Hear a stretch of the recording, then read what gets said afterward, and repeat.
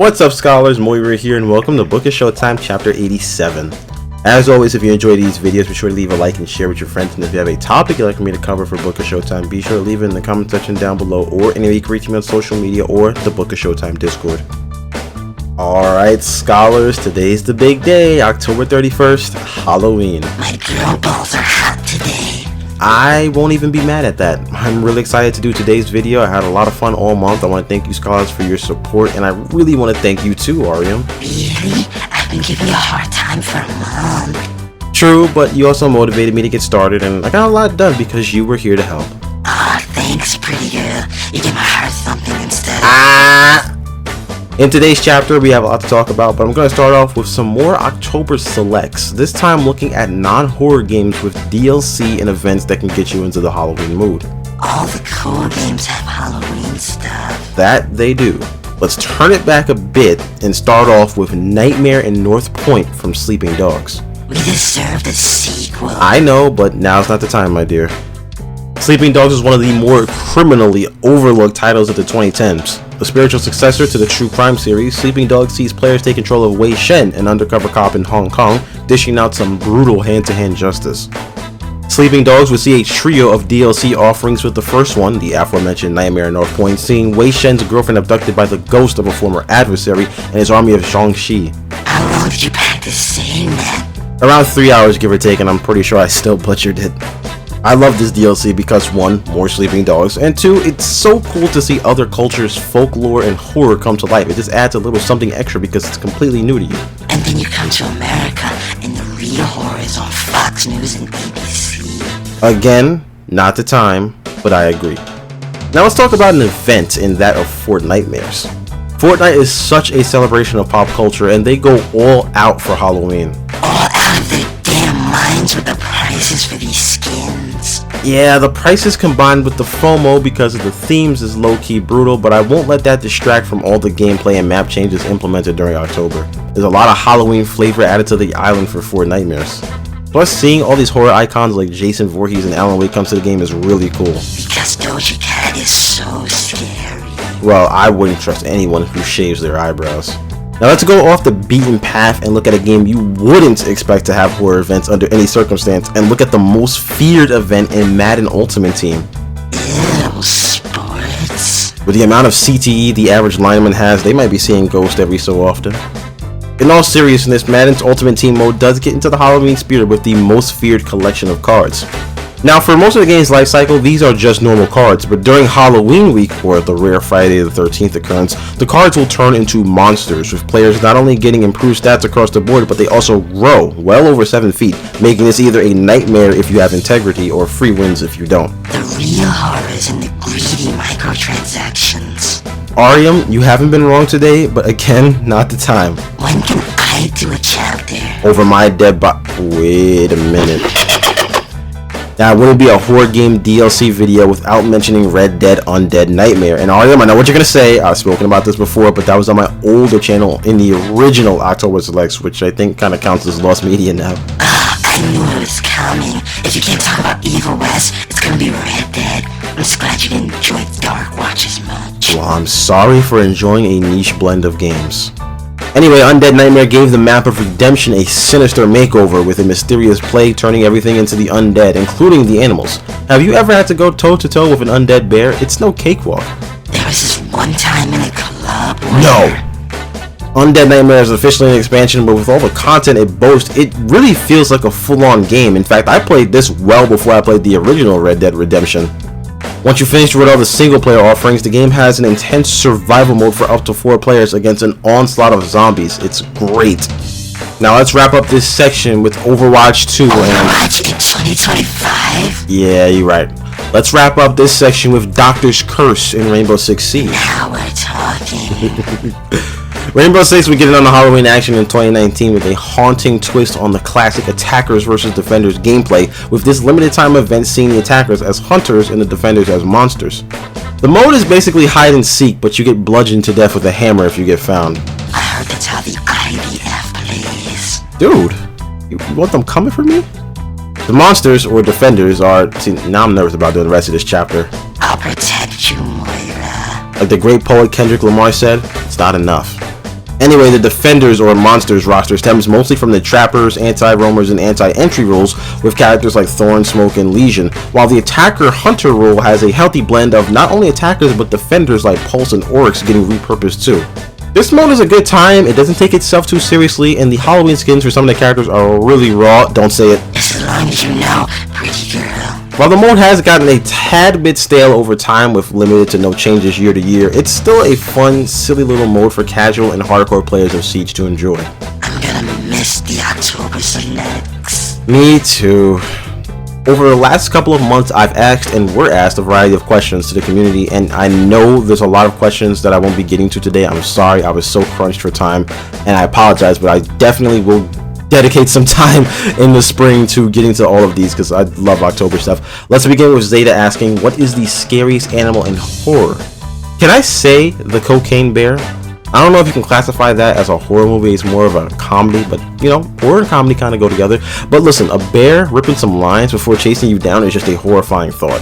You say that as the bear cut up the lines itself. Well, wouldn't that be a lot scarier? It'd be on the bear. I'm also going to take it way back before any of my scholars' times. Let's shout out the birds. Jeez, you really are an old soul, aren't you, Moira? Yeah, I'm like 43 years old, adjusted for trauma and the pandemic. Do you want to talk about it, Toots? Yes, I do want to talk about the birds. Well, I did watch this a long time ago. I think it's actually my first Hitchcock movie. It's also kind of a baseball reference too. God, what is it with you? So the San Francisco Giants play in Oracle Park right by the water, and once it gets late, the seagulls swarm, and someone on Twitter always makes a reference to the birds, and I smile every time I see it. Only you can link Hitchcock to California baseball. That gives me an idea. Do you want to play 6 Degrees of Wikipedia before you go? Ooh, you're on. Ruby asks, what is your favorite horror trope? I gotta say, less is more when it comes to the villain of a horror movie. Like, I think the less you see of the monster makes it scarier. A long time ago, I played Soma, and the scariest part of Soma was the first hour before I saw anything. Like I've said before, fear isn't being attacked, it's the feeling before you get attacked.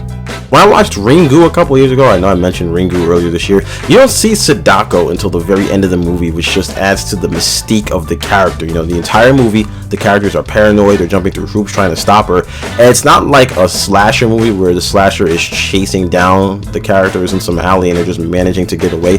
She doesn't appear at all till the last 5 minutes, and it's just that level of fear that she instills on the cast is, you don't get that much. Ruby also asks, what kind of horror is your favorite? I love zombies movies, zombie games, zombie books. You know, I love the way George Romero described them in the Call of the Dead intro as the blue collar monster. That is the most spot on depiction of any villain in horror ever. It's funny that I mentioned zombies while you asked, because I asked everyone what the best horror is, and Ruby had this to say.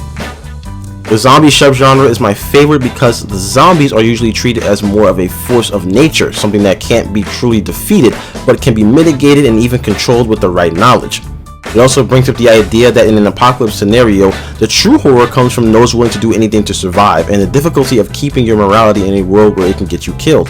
It combines body horror, sci-fi horror, and apocalyptic horror in a way that truly creates a unique scenario that hasn't truly died since its inception. Ooh, keep this one around, Moira. I'm gonna try my hardest. Ruby was spot on here, and that's why I like zombie media, because of how the humans react. When it comes to zombie movies and games, society tends to collapse, and it pretty much becomes us versus them, and them isn't exclusive to zombies. I don't think a lot of characters in zombie media are evil or treacherous killers, but I always thought that when someone is fighting to survive, they will do everything they can, and you see a lot of that in zombie movies. Now this is a really interesting take.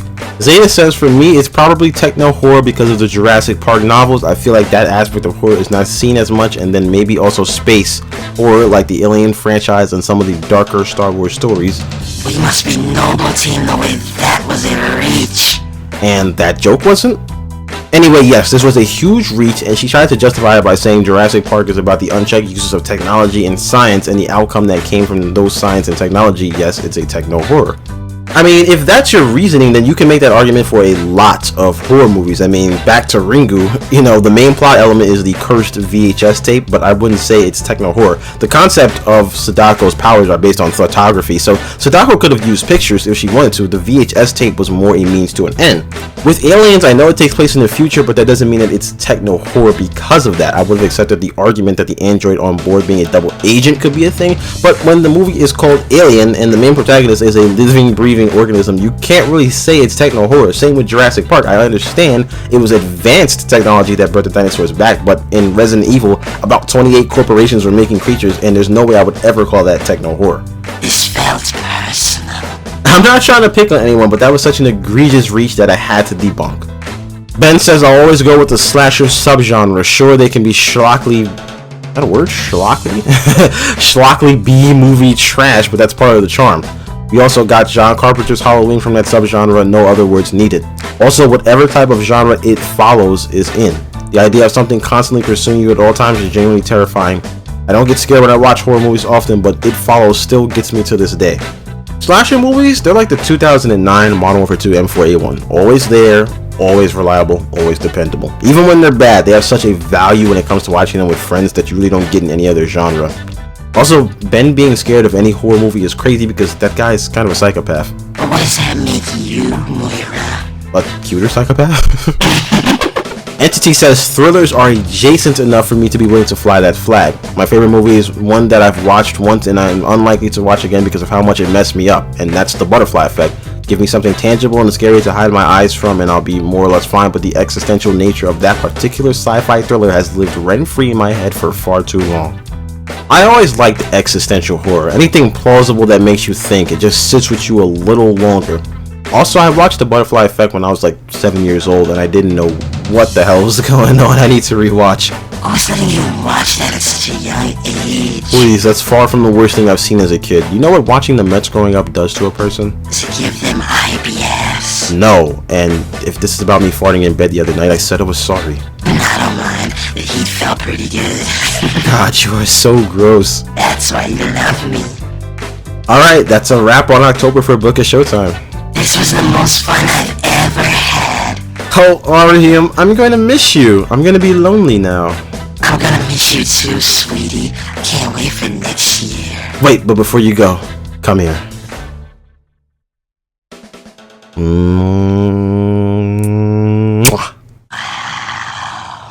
Was it everything you wanted it to be? And more. Till next year, Moira. Alright, scholars, thank you so much for watching. It's been really fun doing October content. I'm sorry I kind of got burned out a little bit towards the end of the month, but I promise I'm going to take all of your October suggestions and prompts and make a separate video for them because you guys deserve that. Inshallah, I will see you in the next chapter.